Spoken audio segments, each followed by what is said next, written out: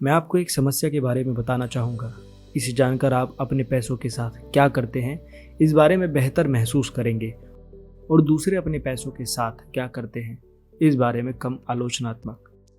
लोग पैसे के साथ कुछ मूर्खतापूर्ण हरकतें करते ज़रूर हैं, लेकिन कोई भी मूर्ख नहीं है। बात असल में ये है, अलग अलग पीढ़ियों के लोग जिनका पालन पोषण करने वाले माता पिता की आय अलग है, जीवन मूल्य अलग है, जो विश्व के विभिन्न क्षेत्रों में अलग अलग अर्थव्यवस्था में जन्मे, जिन्होंने अलग अलग जॉब मार्केट में विविध प्रकार के प्रोत्साहन और भाग्य का अनुभव किया, वे एक दूसरे से बहुत अलग पाठ सीखते हैं। दुनिया कैसे चलती है, इस बारे में हर किसी का अपना ही अनुभव होता है और जो आपने अनुभव किया है वह कहीं अधिक प्रभावशाली है उसके मुकाबले जो आप किसी और से सुनते या सीखते हैं। इसलिए हम सब, आप, मैं और हर व्यक्ति धन दौलत कैसे काम करती है, इससे संबंधी अपने मूल्यों के सहारे अपना जीवन गुजारते हैं और अलग अलग पीढ़ियों के लिए इन मूल्यों में जमीन आसमान का फर्क हो सकता है।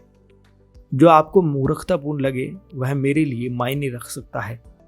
जो व्यक्ति गरीबी में पला बड़ा वह जोखिम और प्रतिफल के बारे में जैसे सोचता है, एक समृद्ध बैंकर की संतान चाहे भी तो वैसे नहीं सोच सकती। एक व्यक्ति जो ऐसे समय में पला बड़ा जब मुद्रास्फीति की दर अधिक थी, उसने वह अनुभव किया जो उस व्यक्ति को नहीं करना पड़ा जो स्थिर कीमतों के बीच पला बढ़ा। एक स्टॉक ब्रोकर जिसने महामंदी में अपना सब कुछ गंवा दिया, उसने जो अनुभव किया, 1990 के दशक के वैभव में काम करने वाला एक तकनीकी कर्मचारी उसकी कल्पना भी नहीं कर सकता। एक ऑस्ट्रेलियन जिसने 30 वर्षों में कोई आर्थिक मंदी नहीं देखी, उसने कुछ ऐसा अनुभव किया है जो किसी अमेरिकी नागरिक ने कभी नहीं किया। बस इतना ही नहीं, अनुभव की यह सूची असंख्य है। आप धन दौलत के बारे में कुछ ऐसा जानते हैं जो मैं नहीं जानता और इसका विपरीत भी उतना ही सच है। जिन धारणाओं, उद्देश्यों, पूर्वानुमानों के साथ आप अपना जीवन जीते हैं वह मुझसे अलग हो सकता है। ऐसा इसलिए नहीं है कि हम में से एक दूसरे से अधिक होशियार है या अधिक जानकारी रखता है। ऐसा इसलिए है कि हमारे जीवन अलग हैं, जो हमारे विविध और बराबरी के ठोस अनुभवों से रचे हैं। धन के साथ आपके व्यक्तिगत अनुभव संसार में क्या हुआ शायद उसका 0.000000001% मात्र है, लेकिन आपके विचारानुसार संसार कैसे चलता है उसका 80% है। इसलिए समान रूप से होशियार लोग इस बात पर बहस कर सकते हैं कि मंदी कैसे और क्यों होती है, आपको निवेश कैसे करना चाहिए, आपको किसे प्राथमिकता देनी चाहिए, कितना जोखिम उठाना चाहिए आदि। 1930 के अमेरिका पर आखी अपनी किताब में फ्रेडरिक लुइस एलन ने लिखा कि महामंदी ने लाखों अमेरिकियों को उनके शेष जीवन काल के लिए अंदरूनी तौर पर प्रभावित किया है, लेकिन अनुभवों में काफी विभिन्नता थी। 25 वर्ष बाद जब जॉन एफ कैनेडी राष्ट्रपति चुनाव लड़ रहे थे, एक रिपोर्टर ने उनसे पूछा कि उन्हें महामंदी के बारे में क्या याद है। उन्होंने ये टिप्पणी की, मुझे मंदी के बारे में कोई प्रत्यक्ष जानकारी नहीं। मेरा परिवार दुनिया के सबसे धनी परिवारों में से एक था और यह उस समय काफी था। हमारे पास बड़े घर, नौकर चाकर थे और हम बहुत घूमा फिरा करते थे। जो चीज मैंने प्रत्यक्ष रूप से देखी वह बस ये थी कि मेरे माता पिता ने कुछ और मालियों को सिर्फ इसलिए काम पर रखा कि उन्हें नौकरी मिल जाए जिससे वे अपना पेट भर सके। मुझे महामंदी के बारे में कुछ भी नहीं पता था जब तक मैंने हार्वर्ड में इसके बारे में नहीं पढ़ा। यह 1960 के चुनाव का एक मुख्य मुद्दा था। लोगों को लगा कि कैसे कोई ऐसा व्यक्ति अर्थव्यवस्था की बागडोर को संभाल सकता है जिसे पिछली पीढ़ी के सबसे बड़े आर्थिक वृत्तांत की कोई जानकारी ही नहीं थी। इसका क्षतिपूरण काफी हद तक JFK के द्वितीय विश्व युद्ध के अनुभव के द्वारा हो गया। यह पिछली पीढ़ी में व्यापक एक दूसरा भावनात्मक अनुभव था जो उनके मुख्य प्रतिद्वंदी हुबर्ट हम्फ्रे के पास नहीं था। हमारे सामने चुनौती यह है कि अध्ययन या ग्रहणशीलता की कोई भी मात्रा भय और अनिश्चितता की शक्ति को उत्पन्न नहीं कर सकते। मैं इस बारे में पढ़ सकता हूं कि महामंदी में अपना सब कुछ गंवा देना कैसा रहा होगा, लेकिन मेरे मन में उन लोगों की तरह भावनात्मक घाव नहीं है जिन्होंने वास्तव में यह अनुभव किया। और कोई ऐसा व्यक्ति जिसने यह सब अनुभव किया यह नहीं समझ सकता कि मेरे जैसा व्यक्ति स्टॉक्स खरीदकर रखने जैसे विषयों में असावधान कैसे हो सकता है। हम दुनिया को बिल्कुल अलग नजरिए से देखते हैं। स्प्रेडशीट बड़ी स्टॉक मार्केट गिरावटों की ऐतिहासिक आवृत्ति का मॉडल पेश कर सकती है, लेकिन स्प्रेडशीट उस भावना का मॉडल पेश नहीं कर सकती जो आप घर पहुंचकर अपने बच्चों की ओर देखकर सोचते हुए अनुभव करेंगे कि आपने ऐसी गलती की है जिससे उनका जीवन प्रभावित हो सकता है। इतिहास पढ़ने से आपको यह जरूर लगता है कि आप कुछ जानते हैं, लेकिन जब तक आपने उसे जिया न हो और उसके नतीजों को व्यक्तिगत तौर पर महसूस न किया हो, आप उसे इतना नहीं समझ पाएंगे जिससे आपके व्यवहार में बदलाव आ सके। हम सबको लगता है हम जानते हैं कि दुनिया कैसे चलती है, लेकिन सबने इसके एक तिनके मात्र का भी अनुभव नहीं किया है। जैसा कि निवेशक बैटनिक कहते हैं, कुछ सबक ऐसे होते हैं जिन्हें समझने से पहले हमें उनका अनुभव करना आवश्यक है, और हम सब किसी न किसी तरह इस सच के शिकार हैं। 2006 में national bureau of economic research के अर्थशास्त्री अल्राइक मेलमिंडियर और स्टीफन नेगल ने सर्वे ऑफ कंज्यूमर फाइनेंसेस के 50 वर्ष के कार्य का अध्ययन किया, जिसमें अमेरिकी लोग अपने पैसे के साथ क्या करते हैं इस विषय पर विस्तृत जानकारी थी। परिकल्पना के अनुसार लोगों को अपने निवेश संबंधी निर्णय अपने लक्ष्यों और उस समय में उपलब्ध निवेश विकल्पों के अनुसार लेने चाहिए, लेकिन लोग ऐसा करते नहीं। अर्थशास्त्रियों ने पाया कि लोगों के जीवन भर के निवेश निर्णय उनके उन अनुभवों से दृढ़तापूर्वक जुड़े होते हैं जो उन्होंने अपने जीवन काल में देखे, मुख्यतः शुरुआती वयस्कता में। अगर आप ऐसे समय में बड़े हुए जब मुद्रास्फीति की दर अधिक थी, तो आपने आगे जाकर अपना पैसा बॉन्ड में कम निवेश किया उनके मुकाबले जो कम मुद्रास्फीति के समय में पले बढ़े। यदि आप ऐसे समय में पले बढ़े जब स्टॉक मार्केट मजबूत था, तो आपने आगे जाकर अपना पैसा बॉन्ड में अधिक निवेश किया उनके मुकाबले जो स्टॉक मार्केट कमजोर होने के समय में पले बढ़े। अर्थशास्त्रियों ने लिखा, हमारी खोज दर्शाती है कि एक निवेशक की जोखिम उठाने की स्वेच्छा उसकी व्यक्तिगत इतिहास पर निर्भर करती है, न तो बुद्धिमत्ता, न शिक्षा और न ही परिष्करण, मात्र संयोग कि आप कब और कहां जन्मे। फाइनेंशियल टाइम्स ने 2019 में प्रसिद्ध बॉन्ड मैनेजर बिल ग्रॉस का साक्षात्कार किया। ग्रॉस मानते हैं कि आज वे जहां हैं वहां नहीं होते अगर वे एक दशक पहले या बाद जन्मे होते। लेख का कहना था, ग्रॉस के करियर ने ढहती ब्याज दरों के साथ अच्छा मेल खाया, जिससे बॉन्ड की कीमतों को अनुवाद मिल गया। इस तरह की घटनाओं से न सिर्फ आपको मिलने वाले अवसर प्रभावित होते हैं, इससे जब वे अवसर आपकी ओर आते हैं तो उन अवसरों के बारे में आपकी सोच भी प्रभावित होती है। ग्रॉस के लिए बॉन्ड पैसा बनाने की मशीन के सामान थे। उनके पिता की पीढ़ी के लिए जो मुद्रास्फीति की ऊंची दर के समय बड़े हुए और उसे झेला, बॉन्ड धन भस्मक प्रतीत होंगे। धन दौलत को लेकर लोगों के अनुभवों में जो अंतर है वह छोटा नहीं है, उन लोगों के बीच भी जहां आपको यह अनुभव एक जैसे लगे। अब स्टॉक को ही ले लीजिए। अगर आपका जन्म 1970 में हुआ, आपकी किशोरावस्था और युवावस्था के समय S&P 500 लगभग 10 गुना बढ़ा, मुद्रास्फीति समायोजित होकर। यह एक अद्भुत प्रतिफल है। अगर आपका जन्म 1950 में हुआ तो मार्केट आपकी किशोरावस्था और युवावस्था के समय मुद्रास्फीति समायोजित होकर कहीं भी नहीं गया। लोगों के ये दो अलग समूह अपने जन्म का वर्ष अलग होने के कारण स्टॉक मार्केट को लेकर विविध दृष्टिकोण के साथ अपना जीवन गुजारते हैं। अगर आपका जन्म 1960 में अमेरिका में हुआ, आपकी किशोरावस्था और युवावस्था के समय जब आप अपने युवा संवेदनशील वर्षों में अर्थव्यवस्था के ज्ञान का आधार विकसित कर रहे थे, मुद्रास्फीति ने कीमतें 3 गुना बढ़ा दी। ये बहुत होता है।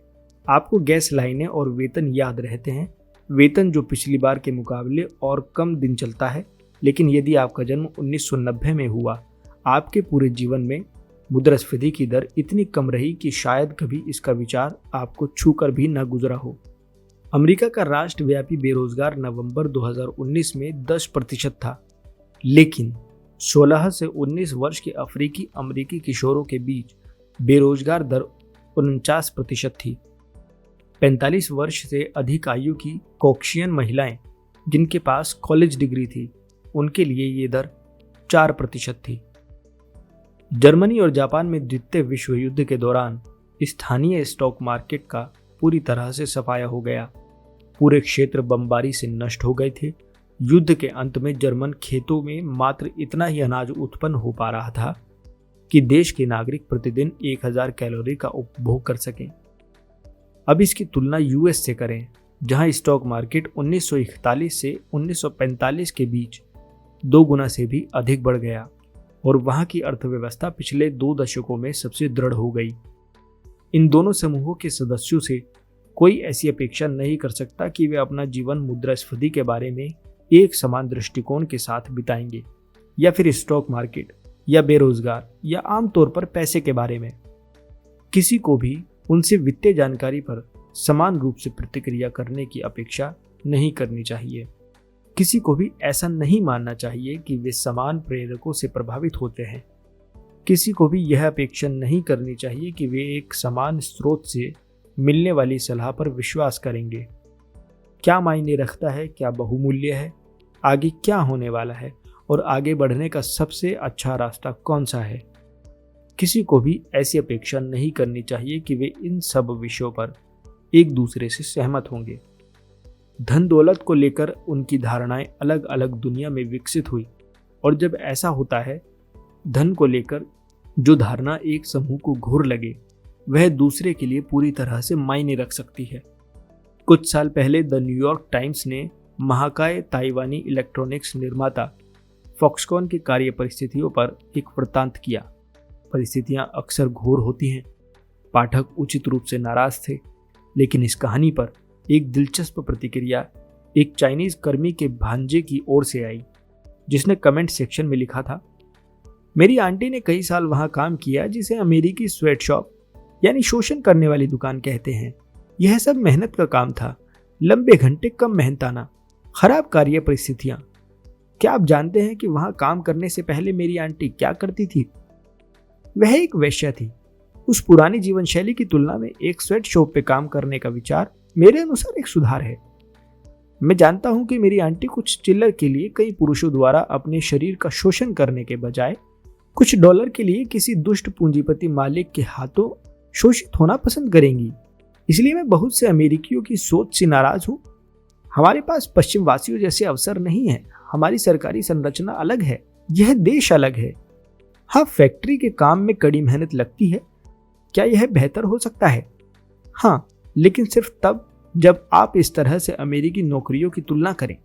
मुझे नहीं पता था इसका क्या मतलब निकाला जाए।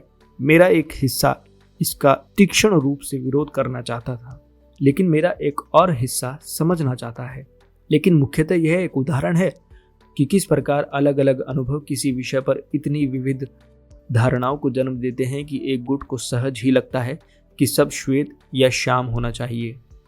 धन दौलत को लेकर जब भी लोग कोई निर्णय लेते हैं, उस क्षण में उपलब्ध जानकारी को अपने अद्वितीय दिमागी मॉडल में डालते हैं, जो उन्हें यह बताता है दुनिया कैसे चलती है, और इसके आधार पर उस निर्णय को उचित ठहराते हैं।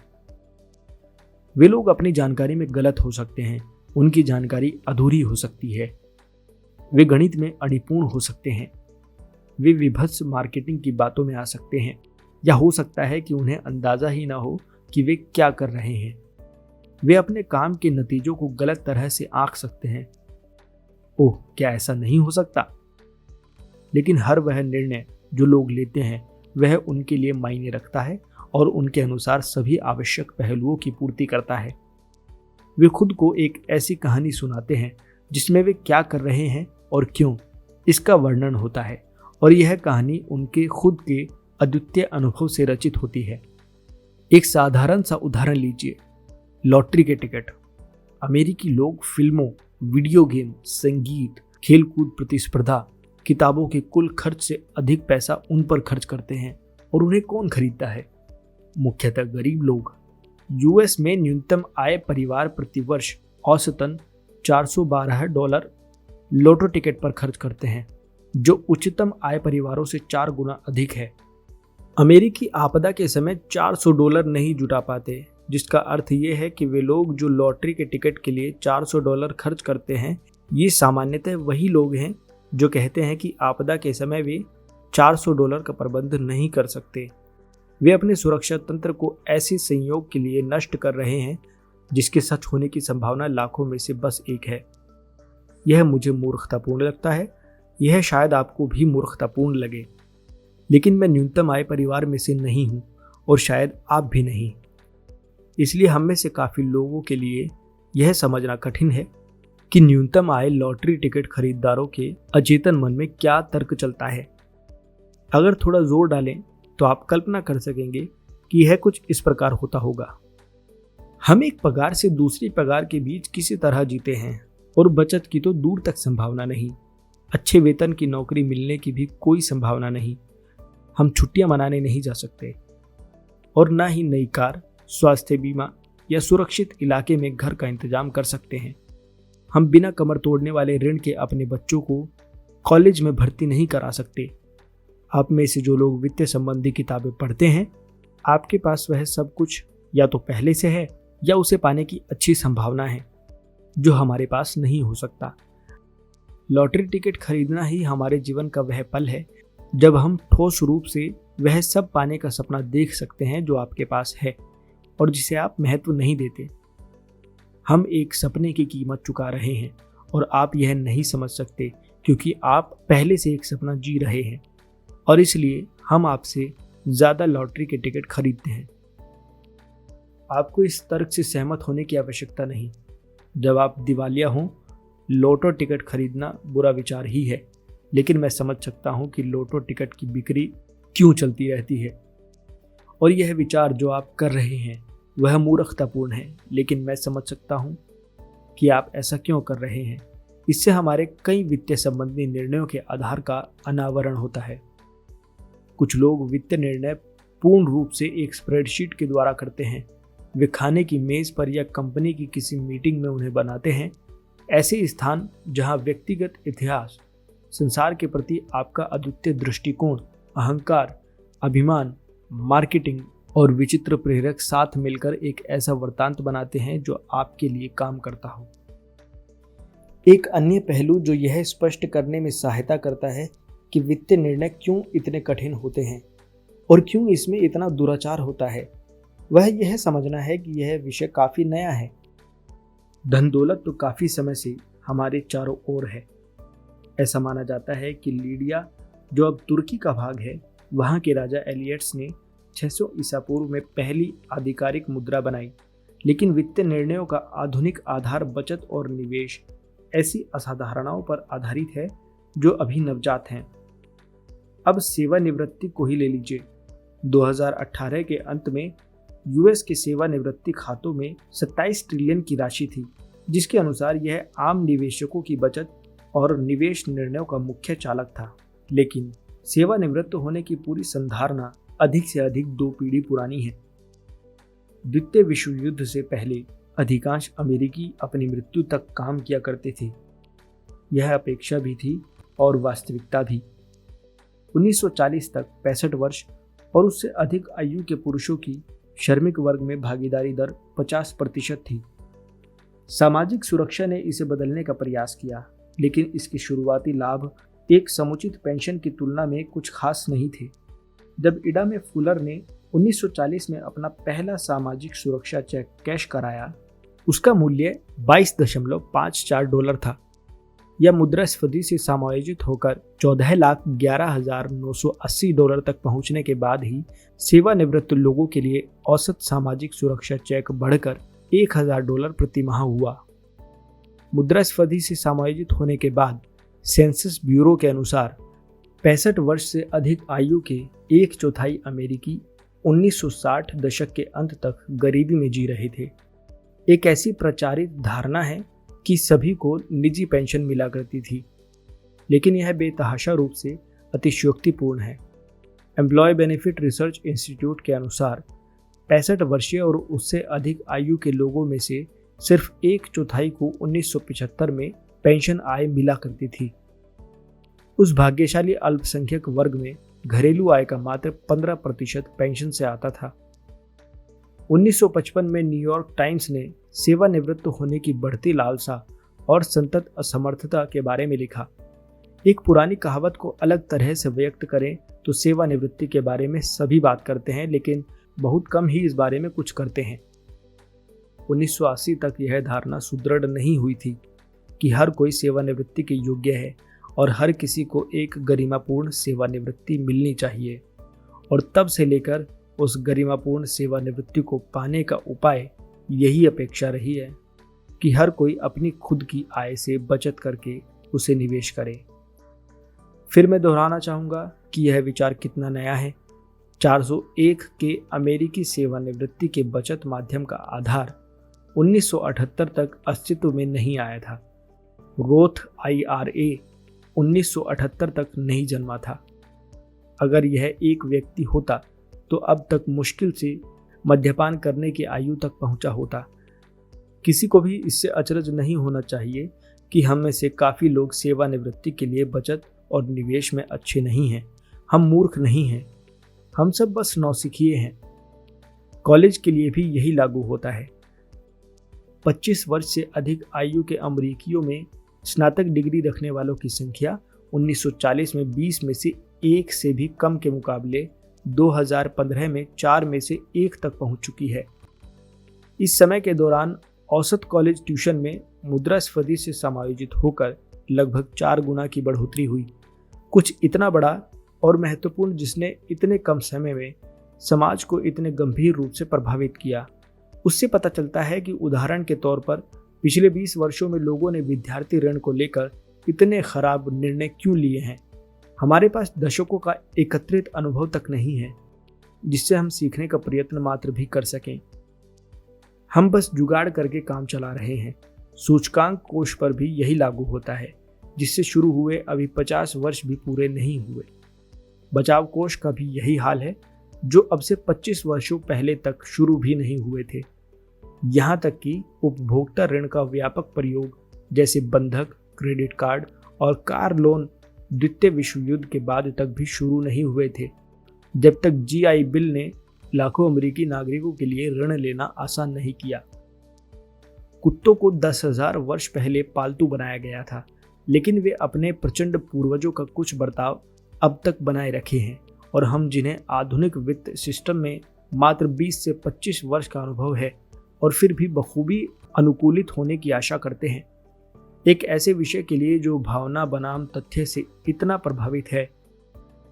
यहाँ एक समस्या है और इससे यह समझने में भी मदद मिलती है कि हम हमेशा धन दौलत के साथ वैसा क्यों नहीं करते जैसा हमें करना चाहिए। हम सब पैसे के साथ कुछ मूर्खतापूर्ण कारनामे करते हैं क्योंकि हम सब इस खेल में काफ़ी नए हैं और जो आपको मूर्खतापूर्ण लगे वह मेरे लिए मायने रख सकता है, लेकिन मूर्ख कोई भी नहीं है। हम सब अपने अद्वितीय अनुभव के आधार पर निर्णय लेते हैं जो उस क्षण में हमारे लिए मायने रखता है। ये था द साइकोलॉजी ऑफ मनी यानी कि धन संपत्ति के मनोविज्ञान का पहला चैप्टर। अगले चैप्टर यानी कि चैप्टर 2 में हम सुनेंगे बिल गेट्स के अमीर बनने की कहानी। जुड़े रहिए हमारे साथ। चैनल को लाइक, सब्सक्राइब और शेयर करना ना भूलें। अपनी फीडबैक कमेंट सेक्शन में देना ना भूलें। ये नरेशन थी अनुज पांचाल के द्वारा। नमस्कार।